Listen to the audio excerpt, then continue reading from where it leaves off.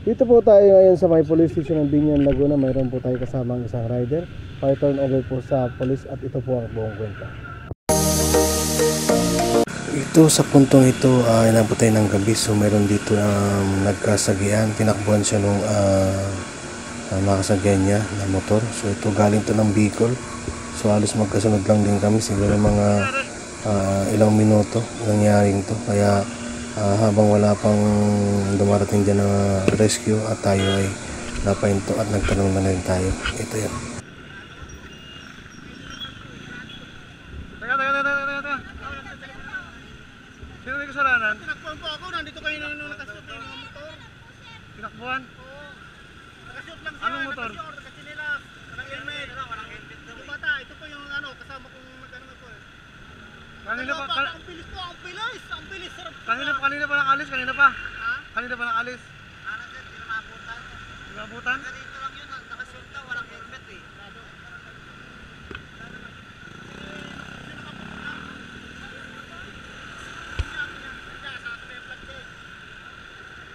Saan? Dito nagpunta? Oo, pakis bubuhat tayo dalawa eh. Ako, hanggang dito ako nakariting oh. Talagang, Wala. Igilid na natin kasi wala naman yung ano eh. Ito natin. Wala yung kalaban mo eh. galing pa ako probinsya eh. Saan probinsya mo? Bicol. Saan sa Bicol? Alpine, ikaw. Taga-Nagbuha ako na eh.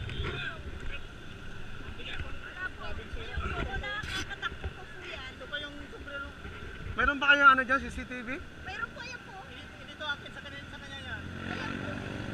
Kaya nga po, sabi ko sa kanila, pumunta sa police station. Ano? Ako na request. Gusto mo muna sa police station para i-blatter mo to? Ito po yun, ito po. Saan dito ang police station ninyo? Saan? Kita sa, dito po sa ano, Ayaw sa may stoplight? Sa may stoplight? sa Sampute po, sa Sampute. Sa may stoplight ba? Doon po ang pasok. Kaya ginawa ko yung assist ko muna para bago ko siya iwanan, okay na. So ngayon ang plano ay doon nadalhin muna sa may barracks ng marshal doon sa may Binyan mismo para maging safe yung motor niya sa gamit. Sino kasama niyan siya? Kasama? Sila dalawa lang nagsasabi. Pero Mga po kami kuya, grabe, matindi yung tama. Ako nakarating ako dun oh. de ano na lang, punta tayo sa police station para i-blatter mo yan. Kasi pag hindi mo blatter yan, hindi natin maano yung biktima, yung suspect. Kaya doon pala pili, hindi pala pili ko dun oh. Doon po kayo pupunta. Ako kuya, nasa po. Wala kami lalaking expander eh. Kuya, ang motor mo, hindi tatakbo, walang clutch. Kaya mo bang mag-compute papunta sa station? Hindi mo komisaro po yun. Hindi, minsan kaya naman dito. Ano ka na, sama ka na lang sa akin. Ito po, yan po yung ano. Sinong, sige, doon mo muna. Samahan kita sa police station, tara na. Tulak mo muna doon. Samahan kita sa ano. Kaso may ano pala to eh.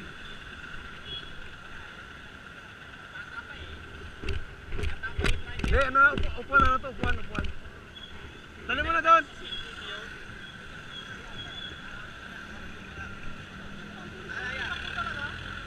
Samahan kita sa police station. Ay, ito sir, tutulungan na naman ni sir. Kuya, yung mga gamit mo, lalagay natin sa marshal base. Dyan lang po. Hindi, tanggalin na lang natin for safety. Ay, yung opisina ng marshal yan, mga personal natin dito. Ako, sasamahan na mo kayo sa PNP.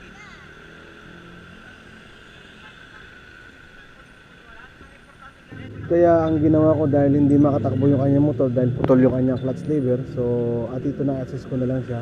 And then after nun, turn over ko na lang siya sa police na mag-iimbestiga sa kanya.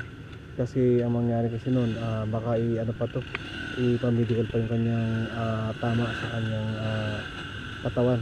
So dito siya may pinakang barracks ng marshal ng Binyan ay inano muna yung gamit.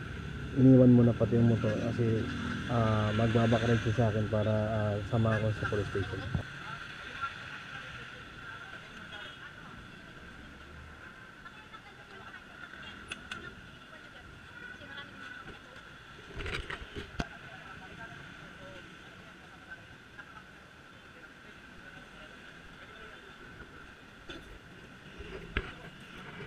Saan dito? naman ano, okay. Pag dito nyo po dyan sa pavilion, dire-diretso lang po yan. Then, meron po yan na mga signage.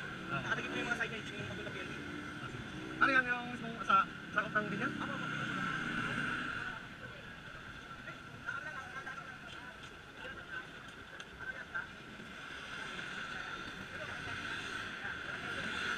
Tara.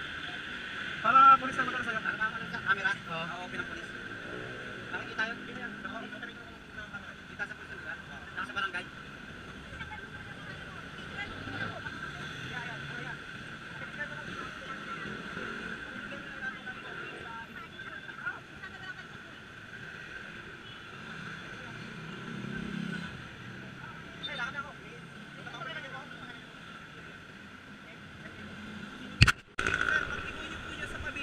Isang diretso yan, dadaan kayo ng Riles. Tanong nyo doon sa gwardiya, ituturo nila sa iyo yung pinaka-location. Pero ano yun? Kanan yun. Bagay papasok. Baka meron naman mga signage doon na nakalagay papunta City Hall. Sige. Tara. Kaya mas may nabuti pang samahan ko lang sa police station para i-turn over siya dun sa investigador na mag-imbestiga ng nangyari sa kanya. At after yun, babalikan natin yung gamit ni Kuya para i-abilin dyan sa may Marshall Barracks nitong Binyan, Laguna, na kung saan doon saktong-sakto na dinapitan sila ng bantay dyan sa may barracks nila.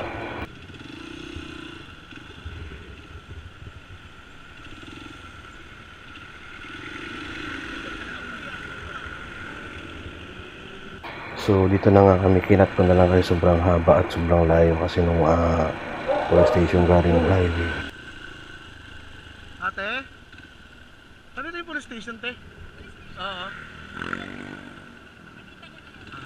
Okay, thank you.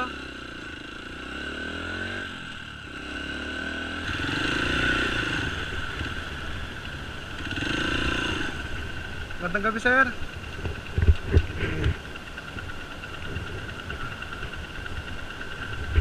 Danda. May report lang po.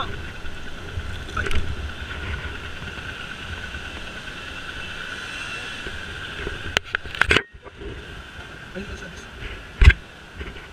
Ito naman ka na saglit. Ito sa kapit.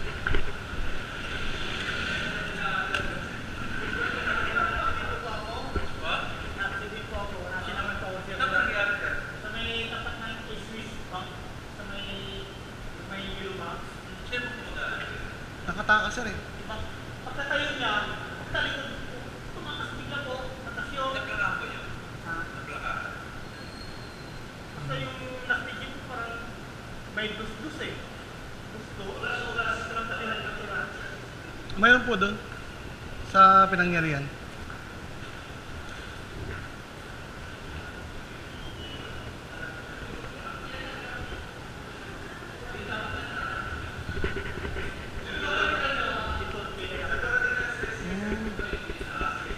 Pero yung pangyari doon, ano? Yung ano na?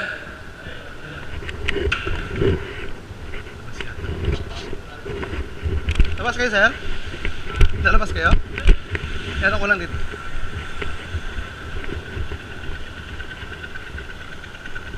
Excuse lang po.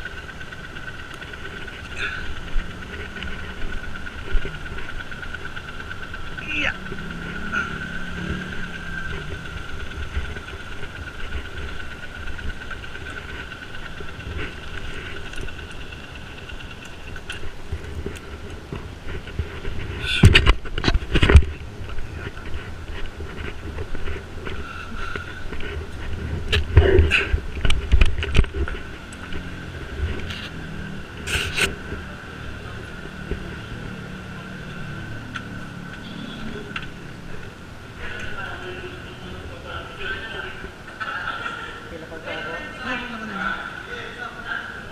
Report ko. Sige, sir. So, iwan lang tayo dito. Sige. Galing ba ako na po? Oo. Dito.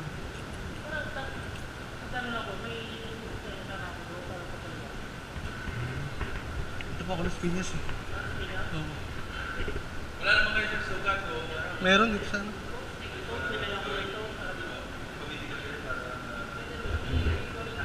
Sige po sir, kaya na po ba sir? Sige po. Sige po. Galing din ako ng Bicol, nagkasabay kami. Sige po.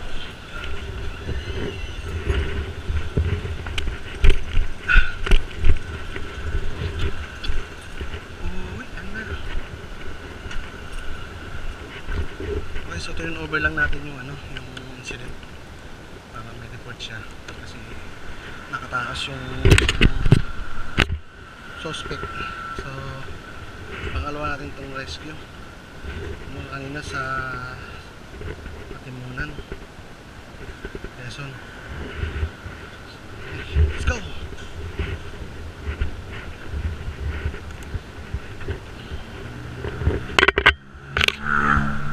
Dito naman ito sa Binyan. So, police station ito pinunta natin.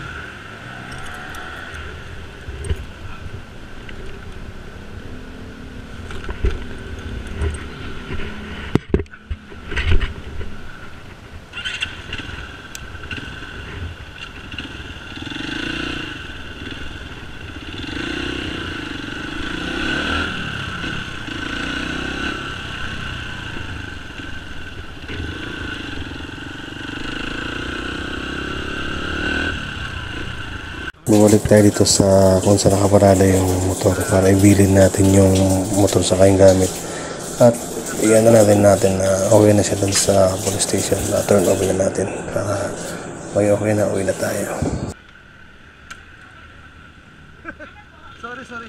Ando na po, iniimbestigahan na po yung ano, saka pa medical pa yata. Baka pag pumunta po dito yung mga police, kunin yung CCTV. Kaya na po. Sige po. Inano ko lang, ihabi ko lang sa inyo. Andun na. Pwede kilala niyo siguro yung driver dito. Ah, Dito sa Sanangkot. hindi po, taga Las Piñas po ako. Oo. Sa Pulang Lupa, 2.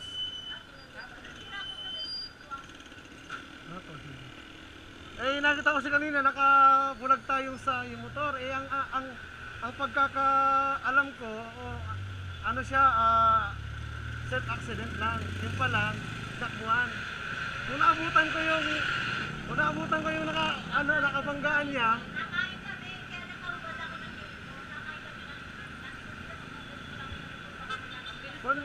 Kung nanong ko yun, naabutan ko yung nakaano doon, habulin ko yun.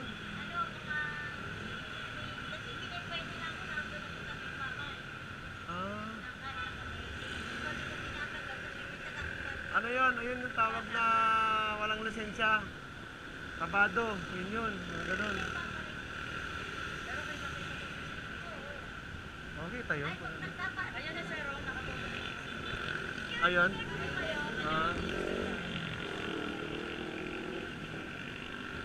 Baka kunin ko yung contact number ko, pa bigay na lang po. Di ko na ibigay dun eh. Baka hanapin ni kuya. Ito sir, picture.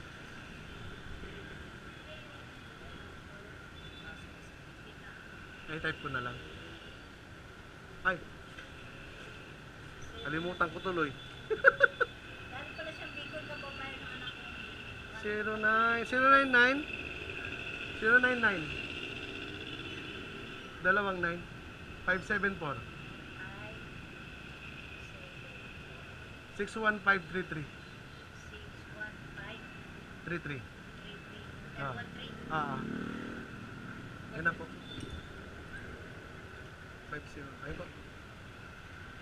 Sige po. Hindi po, Marshall Motorcycle Unit, volunteer po. Camp Crami po. Oo. Kami po kasi pangbuong Pilipinas. Kasi kami, ako yung sa head sweeper, national sweeper. Kaya lang din ako ng Atimunan ngayon na meron din accident din. Pinigilan ko din. Bali, din kasi ako sa media. Kaya inaano ko din yan. Report din. Sige po, salamat po. Ano oras nangyari yan? Ano oras nangyari? 7:10. Dito sa relo ko. Para mga 7:10. Hindi, hindi yun ang tinignan ko. 7:10.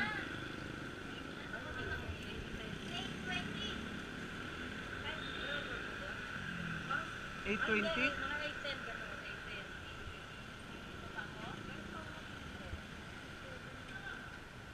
Dumating ako kanina, quarter to lang pa tayong pagkain. 8 na nga. Mga 8, mga 8:10 o 15, ganyan. Tapos tinikman ko sabi ko, parang pagpaparin ko, parang 7:40. Anong oras yun? Mga 8 po. Mga isakto? Opo, mga 8:15. Yes, 8:15. sir, yan nyo na ng 7:10 or 8:10. 8:10. Ah, sige, sige. Nakarecord ako sa video 8:10 natin. or 7:10. Hindi ako sure. Ah, sige. Kaya na lumapit siya, matagal na yung nakikipicture ako. Ah, siguro mga 7:10 ganun. Hindi po, mga 8 na. Mga 8 na. Mga 8:20, 8:10, 8:15. Ah, sige pa, sige pa.